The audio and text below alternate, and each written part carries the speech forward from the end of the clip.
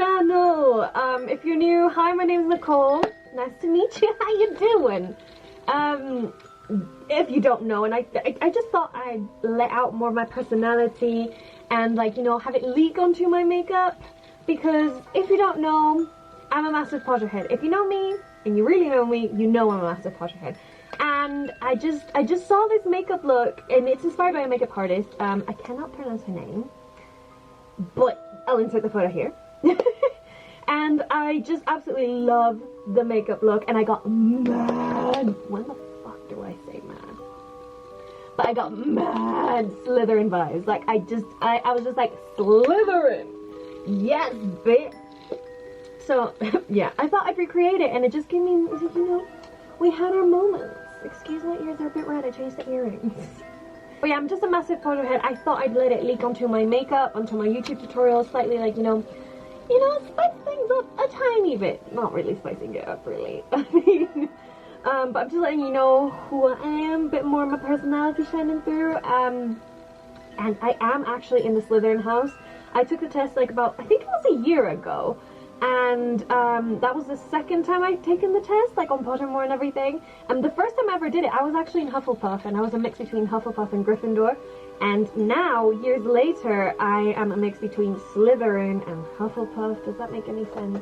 So, no, I feel like I just am letting my inner me, my ambitious self coming out to play. And I feel like that's what influenced it, because I'm a lot more confident in what I want to do, so that's why I understand Slytherin. I am not a son of a biatch, but I could be, you know? So don't mess with me. It's so cringe, but anyway. I'm not going to ramble too much, so let's go ahead and get started with the video. I thought this intro is long enough already, so. Okay guys, I'm going to start with my bare skin. I got a new backdrop type of thing. I hope it works out. I hope you guys like it. I feel it looks a lot better, but yeah. Let's get started with the video. I am going to do my brows first, and you know how I have been doing my brows recently. Soap brows, a little bit of water, soap, brush the spoolie in, brush them up, push them upwards with my fingers, and then just fill them in with the Morphe Micro Brow Pencil in the shade Chocolate Mousse. That's how we start every single video. This is like standard now. Anyway, I just comb them upwards after filling them in, and then clean up around it in case I got any of the soap or the micro brow pencil in places I didn't want it to, and it's a lot smoother and cleaner, so when I put the foundation and concealer around it, it doesn't have like a weird texture because of the soap. That's my like tip. I use the Bioderma micellar water, so yeah. To clean up under my brows and prep my eyes, like prime them, base, that you know. It's the P. Louise base in the shade Rumor 0.5, and that's what I'm going to be using throughout. I'm not going to be using that many products as it is, but it did take a long time to do this, so bear with me and stay along for the ride. So, you know, I primed the base, cleaned up under the brow, and then blended it towards the outside areas of my eye with kind of like a, I think it's an E27 brush if I'm not mistaken, by Morphe. Then I grabbed the Juvia's Place Warrior 2 palette, and then I grabbed that bone shade as per usual and set under my brow bone so I don't have any shadow that falls under there. And then using the Morphe X Jaclyn Hill Vault palette, I think is this Black Magic? I'm not sure. Anyway, I just grabbed that really dark, really rich green shade, and I go in with the dark one first because I want to pack the color on there because the base is still fresh.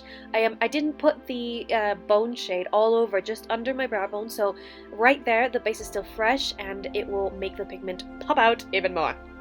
After winging that out, I grabbed the Afrique palette by Juvia's Place, and I grabbed that green shade. It's just a standard, your regular green. It doesn't have any like off tones, it's just a regular green, and then I just pack it the same way I did with the other one, and then grab a clean brush, tiny fluffy brush, and blend it upwards slightly, and then right there I grab a green and then I start blending outwards. So I always like grab the brush, try to blend it with no shadow, and then I go in with color, because otherwise it just gets a bit messy, patchy, and it's just a bit difficult when you're blending colors. So yeah, I had to apply a little bit more of the P. Louise base on the outer corner of my eye because I need to wing this look out even further. So yeah, going back in with the super rich green shade from the Morphe Jaclyn Hill palette, I just grabbed an angled brush right there to create the very tip of the outer dramatic area thing. And I also grabbed the green on top and then packed it on, blended it outwards, and then I just set on top of that with the bone shades so it would not move as well, and I wouldn't have any like green flicking onto it and sticking to the P. Louise base. Then I grabbed the Too Faced glitter glue. I didn't show it on camera, I don't know why, but I grabbed that and I start tracing where I'm going to place the glitter. Now I do, like I'm telling you, I took such a long time to do the glitter bits because I don't do this, but I grabbed craft glitter because I didn't have my actual glitters, so that's what you see that I'm applying right now. To do this look, but I found that it was like too big, very spacey, just it wasn't fine enough, and it obviously is gonna harm your eyes if you use craft glitter. So don't follow my footsteps. Don't follow me. Don't use craft glitter. You could really hurt yourself and your eye, especially if it falls inside your eyeball. So now that that's said and out of the way, I did grab one of my greenish glitters that are actually meant for makeup and everything, to just clean that up and fill it a little bit more. And then I grabbed the Vaseline and did the Vaseline trick. I took a gazillion ages trying to do this because obviously it was glitter. I tried to be really gentle, but wiping it off also meant like it was like kind of like tugging at my skin, and on top of it the craft glitter is a little bit more sharp. It's not as finely milled for the eyes, so it kind of, yeah, no, don't do it, it'll hurt my eyes. But I was just like, you know what, we're already here, we're doing it, so I'm just gonna do this. And I found it easier to apply Vaseline so everything's like moisturized and like, you know, lubed up. Lol. Yeah, so I could just use the makeup wipe and remove that. But yeah, essentially I'm doing the same steps all over again. So I'm grabbing the P. Louise base and that flat concealer brush, and just, this brush is by BH Cosmetics, by the way. It's like a rose gold collection, comes like a whole brush set. Really recommend, their brush is amazing. Anyway, I just pat really close to the glitter. It's very hard to, like, you know, do this and not take a gazillion ages because you have to do it slowly so you don't drag glitter down, so be very careful if you're going to do this.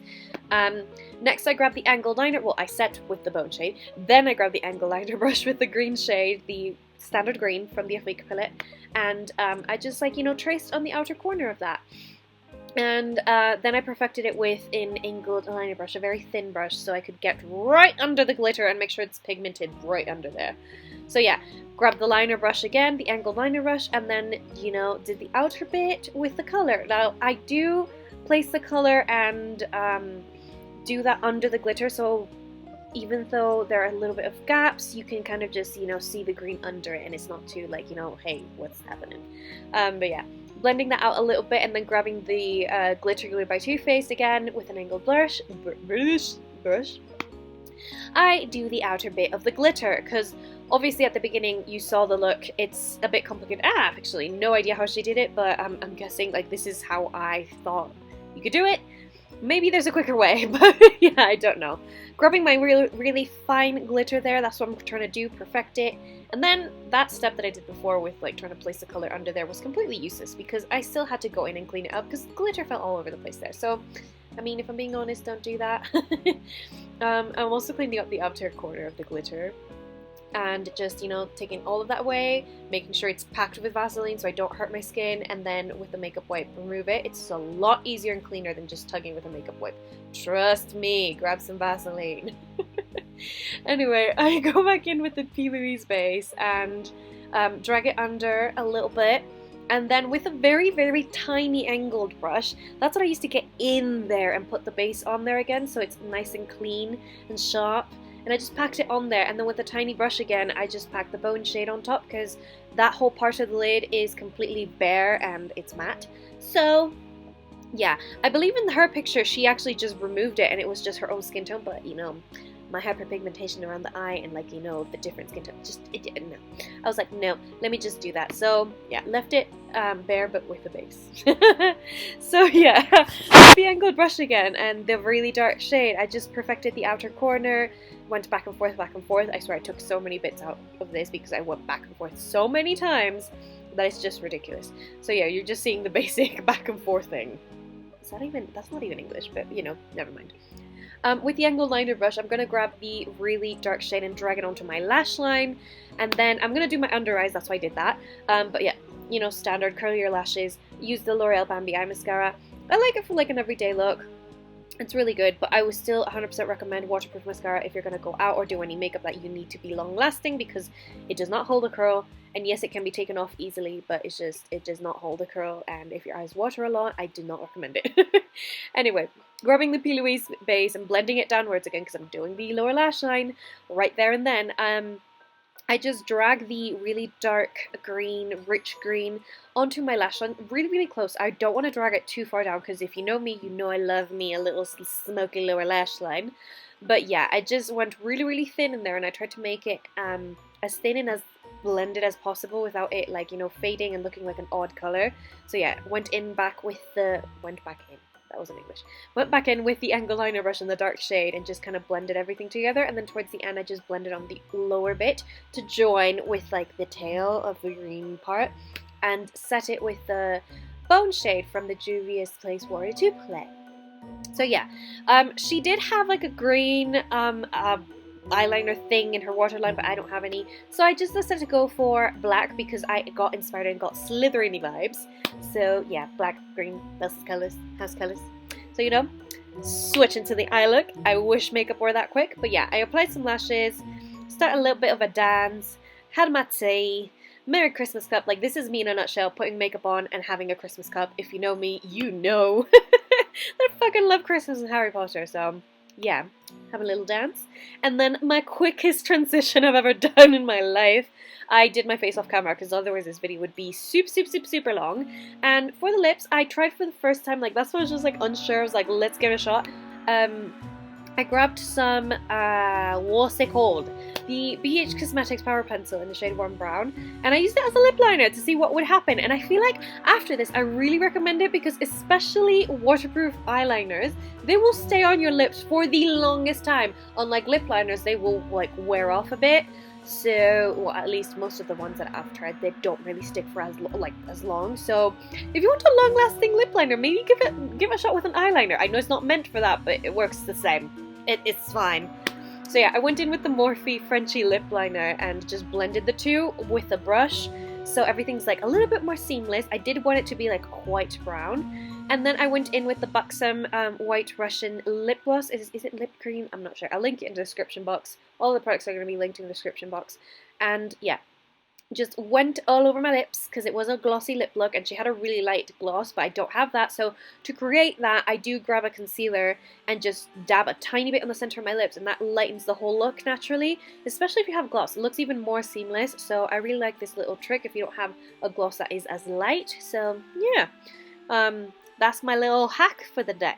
And then I went in with my beauty marks. I just, like, you know, took some water, spritz it on the brush, and then put the brown on top. I used the brown from the Juvia's Place Warrior 2 palette. But yeah, just did that, covered my pimple right there, and then set my face with the Morphe Continuous Setting Mist. And we're almost done with this look. Bear with me, guys. Like, I did tell you, like, this look took me 3 hours, so making it condensed into 13 minutes. 13 minutes is like, I don't know how I did it.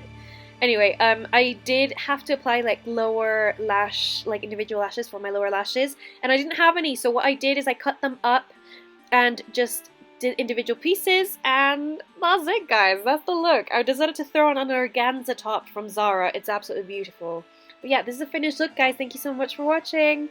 This is a finished look, guys. I really hope you enjoyed this. It took me a gazillion ages. But yeah, it just gave me these vibes, and I was just like, ooh, yeah, let me put this organza top on. Yes. Hello. I also hope you like this kind of studio looking piece. Obviously, it's not like super professional or anything like that. I'm still very much an amateur at doing this. So, but I tried, and I feel like it looks a lot better compared to my other videos. But yeah, thank you so much for watching this video. I hope you enjoyed it. Don't forget to give it a thumbs up. And subscribe to my channel, turn the notifications bell, leave me a lovely comment, and goodbye. Thank you for watching. Bye!